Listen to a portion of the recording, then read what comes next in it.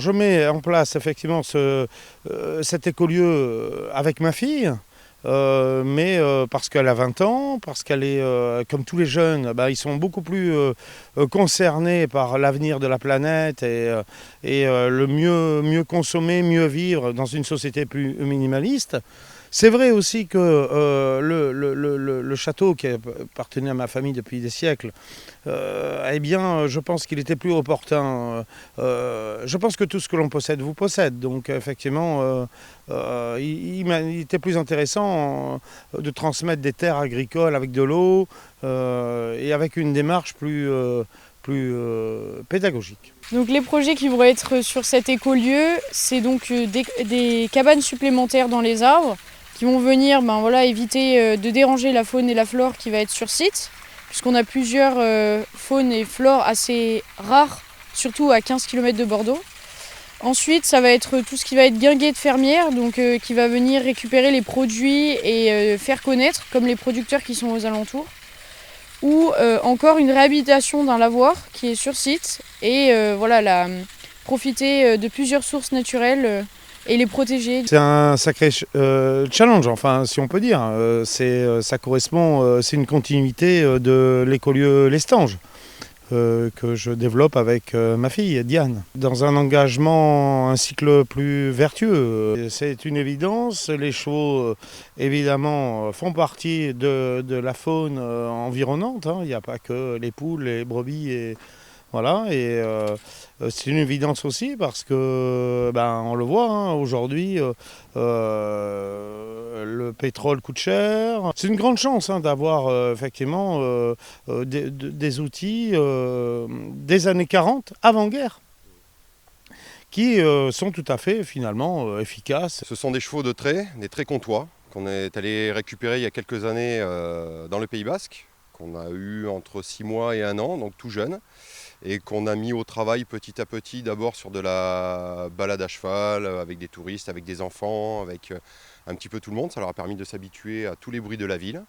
Et qui, depuis quelques mois maintenant, en collaboration avec Xavier, nous avons mis au labour d'abord, sur du maraîchage sur sa propriété. Sur du petit maraîchage et sur de la travail du sol, uniquement au départ. Donc on s'est essayé de s'approprier le matériel de nos anciens, quelques savoir-faire. On a ressuscité charrue, brabant, houe, tout ce type de matériel. On est parti à travailler les sols, uniquement avec les chevaux. Et là maintenant, on monte petit à petit les étapes en passant sur de la fenaison et sur du matériel roulant, qui est un peu plus compliqué à gérer et puis à apprendre, tout simplement. Donc nous apprenons le cheval apprend l'outil et nous aussi. Donc c'est un partenariat entre l'animal, le travail et l'homme. Donc des choses à apprendre absolument, qu'on n'a pas sur des manuels. Donc on écoute les anciens, on se fait entourer autour de nous. Il y a des gens qu'on connaît qui travaillent déjà avec le cheval sur les châteaux viticoles, ça commence, et sur du maraîchage. Et avec tous ces bons conseils, on avance petit à petit sur l'apprentissage du travail du sol et maintenant de la fenaison. Et à terme, ça serait éviter au maximum l'utilisation du tracteur, du pétrole, du consommable, parce qu'avec ce type d'outils, nous n'avons plus de consommables. Nous pouvons les réparer, on soude, on forge, et donc c'est du matériel accessible. Tout ce qui est partie bois, un menuisier peut le faire sans aucun problème.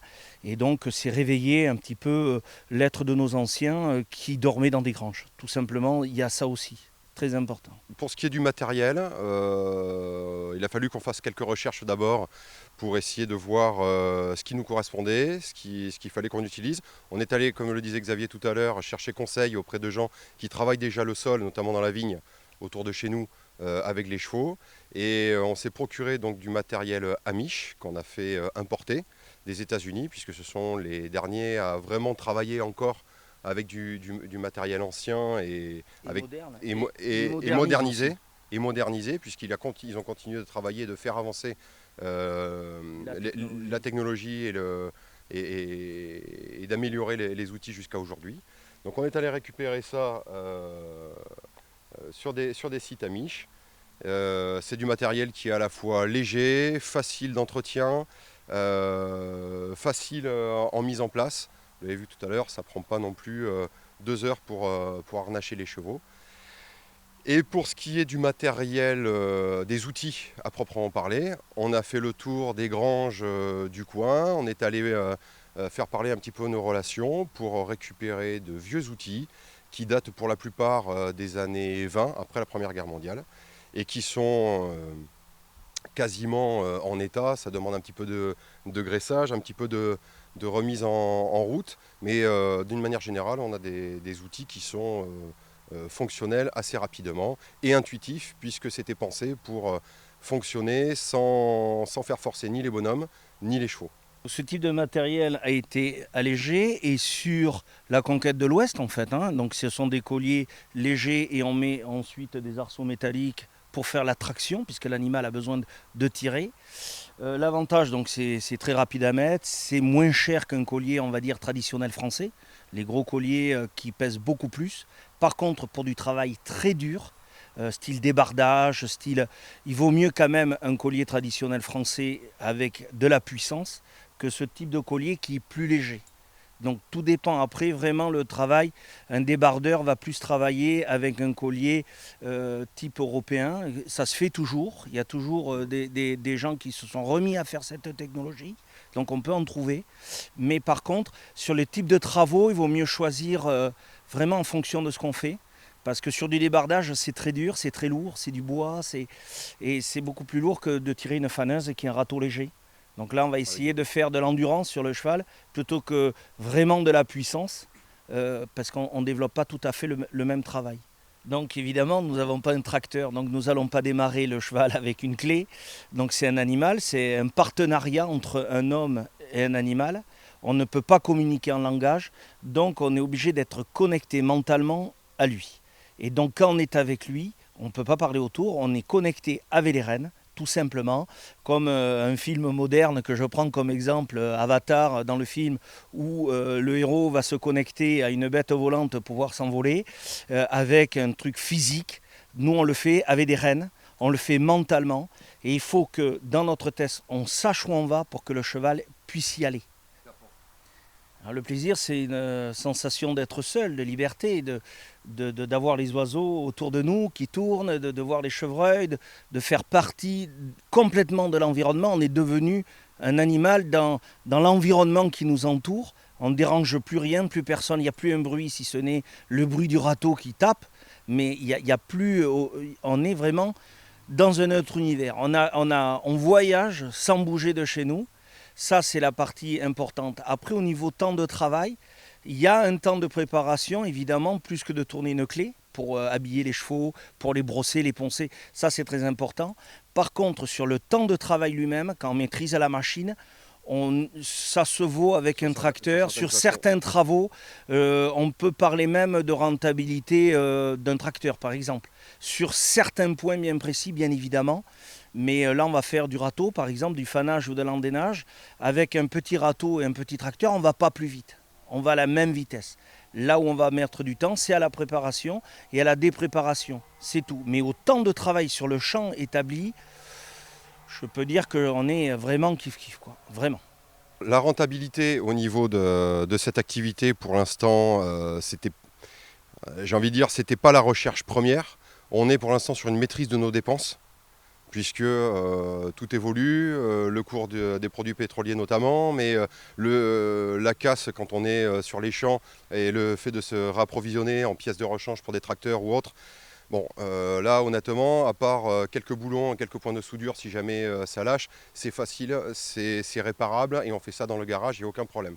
Quand on prend les bêtes et qu'on est notamment sur des bords de route ou autre, on voit bien l'engouement que ça suscite, on voit bien le capital sympathie du cheval qui se met en place immédiatement. Les gens s'arrêtent, nous prennent en photo, viennent discuter, s'intéressent, s'interrogent.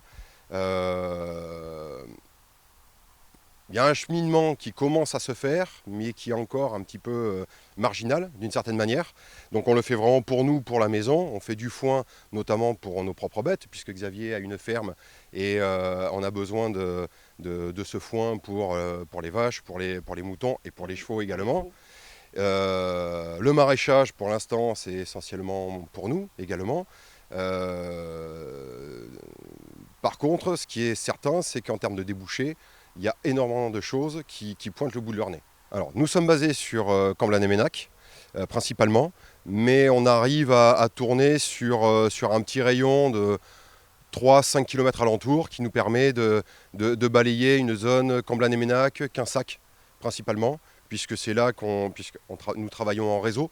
Même si on est en dehors des réseaux sociaux, on travaille quand même en réseau et sur des propriétés qui ne sont pas forcément les nôtres, en lien avec des gens. Et ce réseau se situe essentiellement sur les communes donc, de Comblain-et-Ménac et de Quinsac. Si vous souhaitez nous trouver, vous pouvez nous contacter via le site de l'écolieu L'Estange, avec lequel on a monté un partenariat depuis maintenant plusieurs années et chez qui nous allons aujourd'hui vous faire la démonstration de fenaison. C'est que du bonheur, donc on a 2 chevaux qui viennent s'occuper de la propriété pour respecter l'environnement qu'on essaie de protéger sur ce lieu. Mon père me donne la chance effectivement de pouvoir participer à ce projet d'écolieu où on va faire en sorte donc, de protéger l'environnement sur site, donc que ce soit les sources naturelles, les animaux ou encore tout ce qui est végétation, etc. Donc voilà. Ce qui me porte le plus dans ce projet, c'est de pouvoir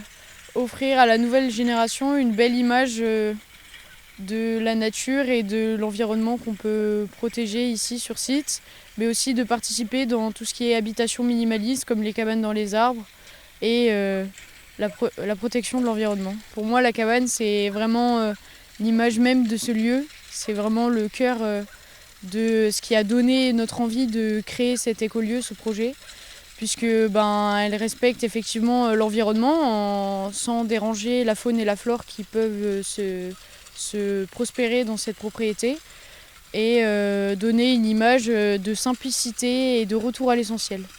Donc le projet qui est prévu sur cette propriété, c'est donc de construire plusieurs habitats minimalistes qui vont venir sans déroger la faune et la flore, accueillir tous ceux qui se prêtent à ce projet, comme d'autres cabanes dans les arbres ou encore une guinguette fermière qui vont mettre en valeur les produits de la propriété, comme les œufs et autres produits de la propriété.